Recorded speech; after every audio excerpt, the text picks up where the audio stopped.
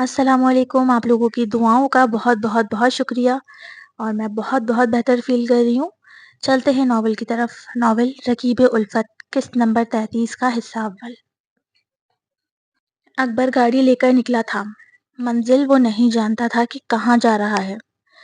آج اس پر ہوئے اس انکشاف نے اس کے ذہن اور دل کی دنیا کو ابتر کر دیا تھا، کیونکہ رومان کو یعنی اس کے بیٹے جیسے چھوٹے بھائی کو کسی نے قتل نہیں کیا تھا۔ وہ اپنی غلطی کی وجہ سے اس حادثے کا شکار ہوا تھا۔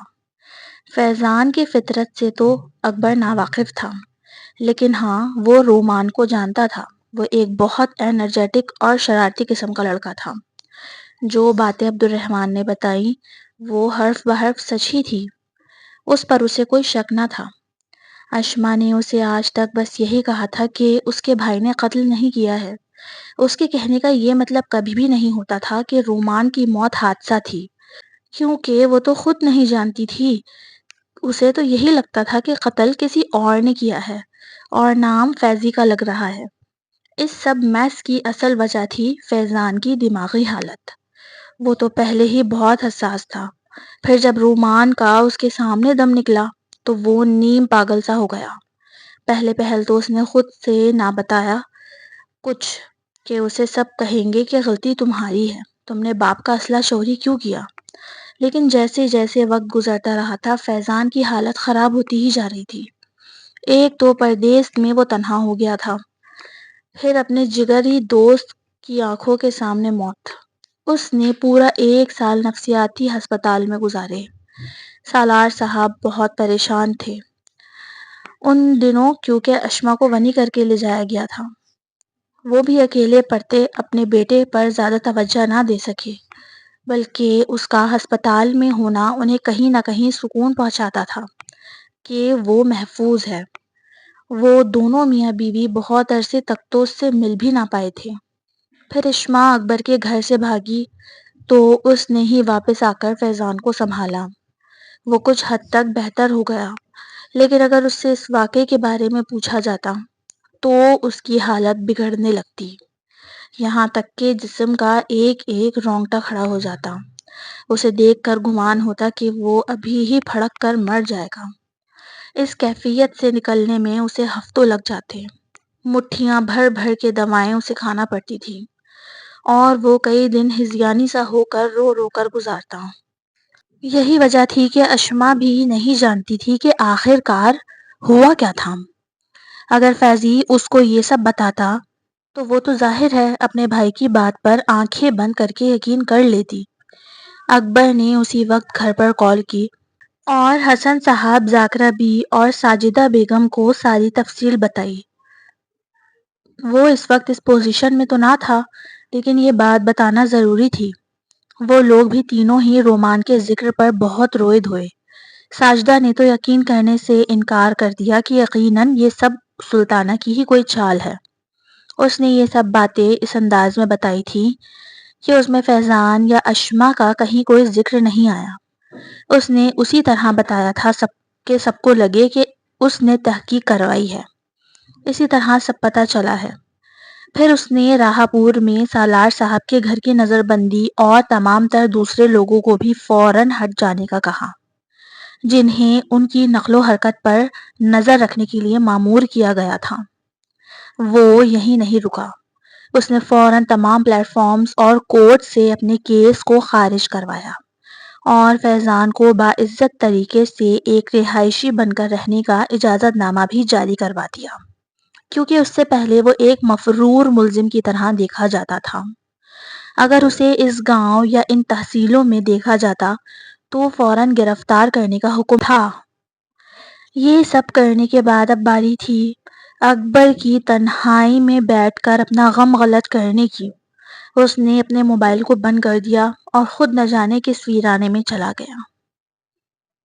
بیٹھو، شاہزیب نے گاڑی ایشال کے دروازے پر روکی تھی اور اب وہ گاڑی کا دروازہ کھول کر گاڑی میں بیٹھ رہی تھی۔ شاہزیب کی تیاری ایسی تھی کہ اسے کوئی لڑکی ایک نظر دیکھتی تو دیکھتی ہی رہ جاتی۔ آج اس نے جیٹ بلیک کلر کے پلین پینٹ شرٹ پہنے تھے، بالوں کو جیل سے سیٹ کیے، آنکھوں پر ملٹی شیڈ کا دھوپ کا چشمہ لگائے۔ اپنے کھڑے نین نقش اور پٹھانی رنگ کی وجہ سے وہ کسی فلم کا ہیرو ہی معلوم ہو رہا تھا۔ ایشو نے بھی اسے 1 منٹ دیکھا، لیکن پھر سنبھل کر آگے دیکھنے لگی۔ پھر بات اسی نے شروع کی۔ وہ کیا نام ہے اس کا؟ ایشو نے ایسے کہا جیسے کچھ بھول رہی ہو۔ کون؟ شہزیب نے بھویں سکیڑ کر پوچھا۔ ارے یار، وہی آٹے کی بوری، میرا مطلب ہے وہ تمہاری نئی معشوق، کیا نام ہے اس پھیکی پھسٹ کا؟ ایشال نے بھرپور اس کی برائی کر لی تھی، نام یاد کرنے کے بہانے سے۔ پشمینہ، شہزی نے جما کر کہا۔ ارے ہاں وہی پشمینہ آنٹی، وہ نہیں آئی ساتھ؟ What aunty? پاگل ہو کیا؟ تم سے تو 1 آدھ سال چھوٹی ہی ہوگی وہ، شہزی ترخ کر بولا۔ اچھا، برا نہیں ماننا میرے بھائی، لیکن لگ تو ایسا رہا تھا تصویر میں، شکل اور جسامت سے کہ تمہاری امی جان کی عمر کی ہوگی۔ پھر بھی مشورہ ہے کہ ہو سکے تو ذرا اس کا اوریجنل برتھ سرٹیفکیٹ دیکھ لینا، پتہ چل رہا ہے تمہارے اکبر بھائی سے بھی بڑی نکلے۔ ہا ہا ہا۔ ایشال نے اپنے ہی ہاتھ پر زور زور سے تالیاں مار کر ٹھٹے لگانے شروع کر دیے تھے، جبکہ لفظ بھائی پر شہزی کے کان سے دھواں نکلا تھا۔ بس بس، زیادہ گدھے کی طرح مت ڈکراؤ، میں اسے اچھے سے جانتا ہوں، بہت اچھے سے، اندر تک۔ شہزی نے اسے جلانے کے لیے بڑی ہی معنی خیزی سے اس کے کان کے قریب جھک کر بولا، تو اس بار نہ چاہتے ہوئے بھی ایشال کے کان سرخ ہوئے۔ اچھا، بہت خوب، اچھی بات ہے نا، پٹھانوں نے اتنی ترقی کر لی، ہمیں تو پتہ ہی نہیں تھا، غیرت مند قوم کے بے غیرت سپوت، اس نے منہ میں بولا۔ تو شہزی نے فوراً کہا، کیا بولا کیا بولا؟ کچھ نہیں، چل گاڑی چلا۔ ایشال کے اندر کا گنڈا آب و تاب سے جاگ چکا تھا، اور وہ ایک ہاتھ کھڑکی پر رکھے باہر دیکھنے لگی۔ مال پہنچ کر اندر داخل ہوتے ہی اس نے پوچھا، کیا لینا ہے؟ میری پشمینہ کے لیے ایک حسین سا ڈریس، نکاح کے لیے۔ وہ دونوں ساتھ ساتھ چل رہے تھے، جبکہ شہزی سامنے دیکھ کر ہی مسکراتے ہوئے یہ بات بول رہا تھا۔ ایشال کی آنکھوں میں تو خون اترنے لگا۔ او ویری اسپیشل۔ ایشو نے بھی خود پر مکمل قابو کیا اور بولی۔ اس کے اتنے پیار سے بولنے پر شہزی نے اسے دیکھا۔ وہ تو یہی سمجھ رہا تھا کہ اس طرح بولنے پر وہ جل جائے گی، چڑھ کر واپس جانے کی بات کرے گی، لیکن اس کی اگلی بات نے شہزی کو اور حیران کیا۔ نکاح کب ہے ویسے؟ اسی لحاظ سے لے لیں گے نا ڈریس، سلا سلایا، اگر جلدی ہے نکاح اور اگر تھوڑا وقت ہے تو میں اس پر اچھی سی ڈیزائننگ کروا کے سلوا دوں گی۔ شہزی کی آنکھوں میں عجیب سا تاثر تھا، جیسے اداسی۔ وہ کتنے مزے سے اس کے کسی اور کے ساتھ نکاح پر خوشی خوشی راضی تھی۔ ارے کہاں کھو گئے، بولو نا، تاریخ بتاؤ۔ اس نے تاریخ پر زور دیا تھا، اصل میں وہ دن تاریخ ہی جاننا چاہتی تھی۔ شہزی نے بھی جل کر 15 دن کے بعد کی تاریخ بتا دی تھی، بغیر سوچے سمجھے کہ یہ تاریخ بتانا اس کے حق میں کچھ اچھا ثابت نہیں ہوگا۔ اچھا، کہاں پر ہوگا نکاح؟ مسجد میں ہوگا، اصل میں وہ میرے ساتھ بھاگ کر شادی کر رہی ہے نا، میرے تو خود گھر والوں کو کچھ نہیں پتا۔ شہزی نے خود کو سنبھال لیا تھا، اب وہ بس جھوٹ پر جھوٹ بول رہا تھا، تاکہ کہیں جا کر تو ایشال کو دکھ ہوگا اور وہ اس سے کہے گی کہ شہزی تم نے مجھے دھوکہ کیوں دیا؟ او ہو، تو مجھے کیوں بتایا؟ یار جو بھی ہے، تم ہو تو میری پرانی دوست نا، مجھے پتا ہے تم ہی ہو جو مجھے اچھے سے سمجھ پاؤ گی۔ ہاں کیوں نہیں، وہ ساتھ ساتھ چل رہے تھے۔ شہزیب آن لائن کام کرتا تھا، پیسوں کی کمی تو ویسے بھی نہیں تھی، اوپر سے خود اس کے ورکنگ اسکلز بھی بہت عمدہ تھے، تو پیسہ اس کے پاس بھی بہت تھا۔ وہ لاپرواہ اور لاؤبالی سا دکھتا تھا، لیکن کمانے کرنے میں پیچھے نہیں تھا۔ اس نے ایک بہترین برائڈل شاپ سے ٹی پنک اور پستہ گرین کلر کی نفیس سے کام والی میکسی خریدی۔ ایشال نے ہی وہ ڈریس پسند کیا تھا، پھر اس کی میچنگ کی چیزیں بھی اسی نے شہزی کو دلوائیں۔ اور کچھ لینا ہے کیا؟ ایشال نے پوچھا۔ نہیں، بس یہی۔ شہزیب کا دل اچاٹ ہو گیا تھا، کیونکہ کہیں نہ کہیں اسے امید تھی آج اس کے اور ایشو کے بیچ سب صحیح ہو جائے گا۔ وہ اسے بڑھائے گا، وہ چڑ کر اسے لڑے گی، پھر وہ اسے تھوڑا سا تنگ کر کے بتا دے گا کہ کوئی نہیں ہے، بس تم ہی ہو۔ کہاں کھو گئے؟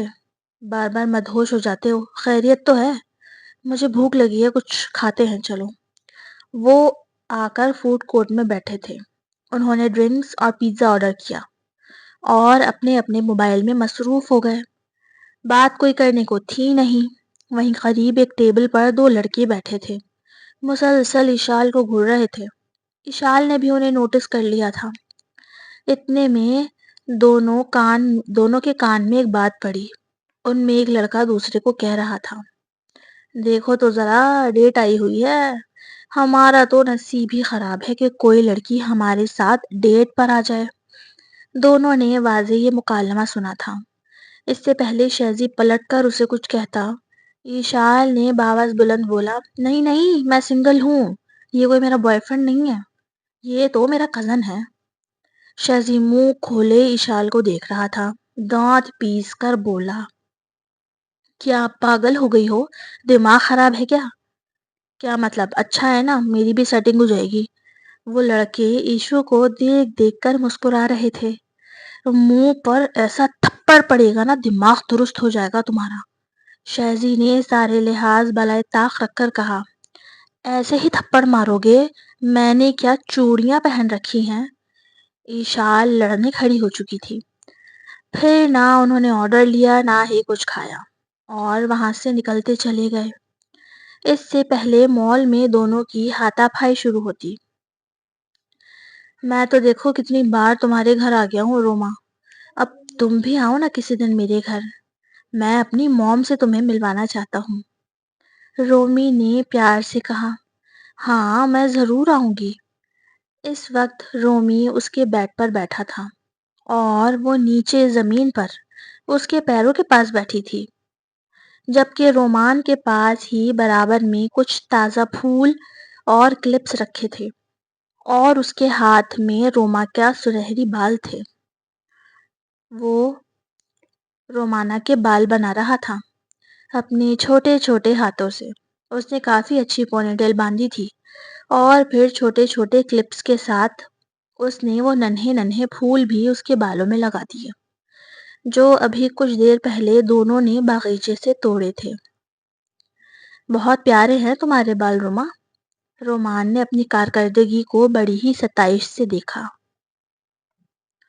تھینک یو، روما نے آنکھیں پٹپٹا کر کہا۔